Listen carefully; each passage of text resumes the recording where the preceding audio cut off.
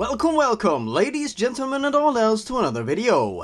This time we're taking a look at a creepypasta spin-off of sorts that directly attempts to tie itself to an already established creepypasta by giving its own proposed backstory to the events of the original. I thought this could be an interesting story to delve into to see if it's of any quality, and if not, what could have possibly been done better. Smile Dog always used to be one of my favorite pastas back in the day, though it's been a while since I actually sat down to read it again, but I thought it could be fun to see how a certain author may have attempted to expand on the story in their own way. This story is titled SmileDog.jpg Origins. It has found its way onto crappypasta.com, but it has a fairly okay rating, so it can go either way. We'll see. There's no point in waiting any longer. Let's dive right into SmileDog.jpg Origins. First things first though, make sure you divide your story into different paragraphs. This hurts my eyes. My name is Robert Howard. I grew up in a small barn house on the border between PA and NJ. We didn't farm plants, but instead a variety of animals. I love animals. I had a loving family, just me, Pa, and Ma. No neighbors in a 5-mile span, which was relaxing and lonely. Being an only child wasn't too bad, but being homeschooled along with it made me a very unsocial person. I rarely had interaction with people other than my parents, a pathetic habit which I now regret. I regret it so much.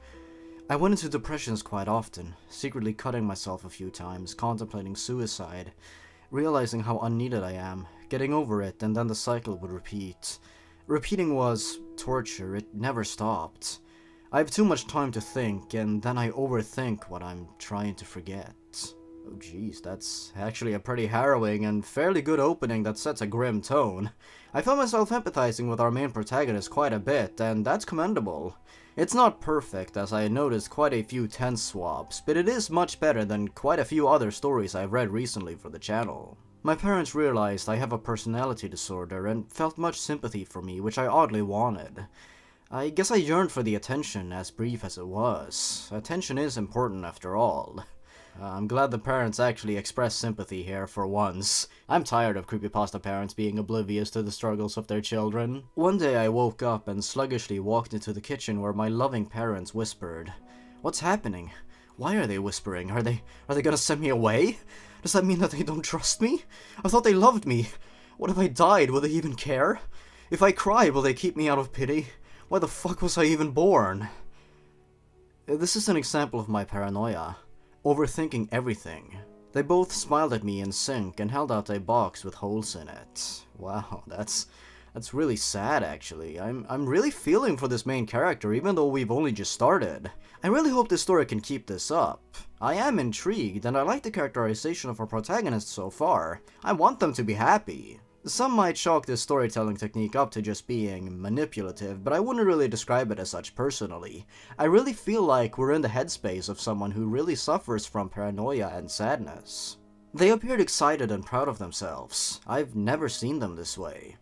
The happiness actually rubbed off onto me for once. I couldn't help but laugh at the sweetness of the situation. I gently opened the box and peered inside. My heart sunk. The curious eyes of a puppy met with mine, and not just any kind of puppy. My favorite, a husky. Oh, this is so wholesome. Now Robert has a friend to keep him company. That's so sweet. A tear dropped from my eye. This was a tear of pure joy. How stupid am I to think my parents would actually send me away? They got me a fucking puppy. Okay, language. That's like the exact opposite. I thanked them plenty and started to bond with the little guy. I called him Damian since I always liked that name. He had those husky eyebrows that made him appear angry. His nose was jet black and his fur had a blue/gray hue to it. His mouth was fucking huge. Okay then, swear all you want. His ears were perked up and he was always wide-eyed, those pale eyes. It didn't take me long to notice he was a weird dog. He had an intense stare and wouldn't move when he made eye contact, just stare. Damian was different. I knew we'd get along. He slept with me in my room every night, but not in my bed. He always stayed by the window staring outside like the odd dog he was. We could relate with each other, not in many ways because he's a dog and, well, I'm a human, but personality-wise. Season after season I watched Damian grow. Only in size though. He got pretty big unnaturally fast. If he stood up, he'd be my height and I was 5'10". Wow, that's a massive dog. It was freaky because I only had him for about a year at that point.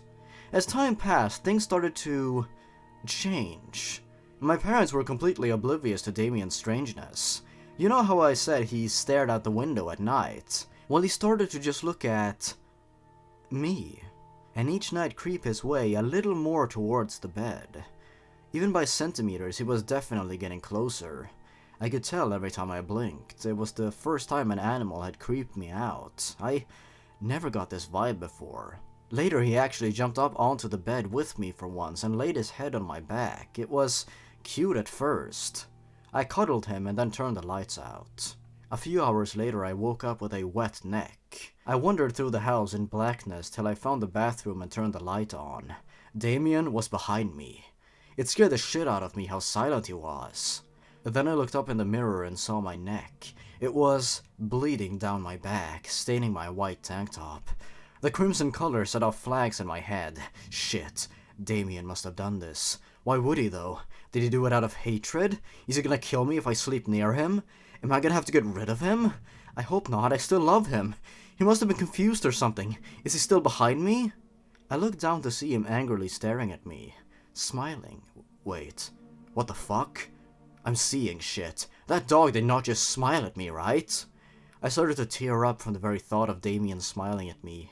Then, I started crying. I don't know what came over me, but I was scared shitless. My neck continued to gush and the pain settled in. Damian casually walked out of the bathroom into the dark hallway. Mom? Dad? I needed another human around. I needed closure. Cut down a bit on the swearing and double down a bit more on the paranoia and dread, and I think that section of the story would have worked out a little better, but that's just my opinion. What, honey? It's 3 a.m. Mom tiredly mumbles from her bedroom. It felt nice to hear her voice, though she sounded miserable. I felt guilty for waking her up. I walked to their bedroom and turned on their lights. Dead. Both of them. Blood everywhere. Their necks torn open. Spots of red on every wall. Pure surprise on their final expression.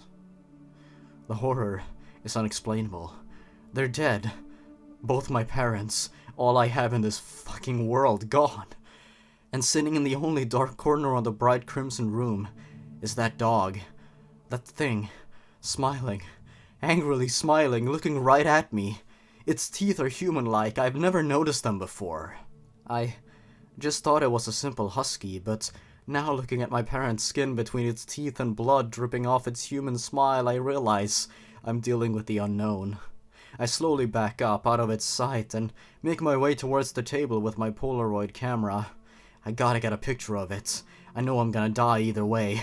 I want to die at this point, but I need to warn others. They need to know what this thing looks like. I turn on the camera and the 10-second timer goes on by mistake. 10, 9, 8. I struggle to stop the timer.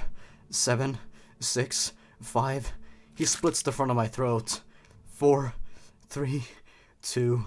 I'm dying on the floor and reach for the camera. 1. It smiles at the flash. It's silent.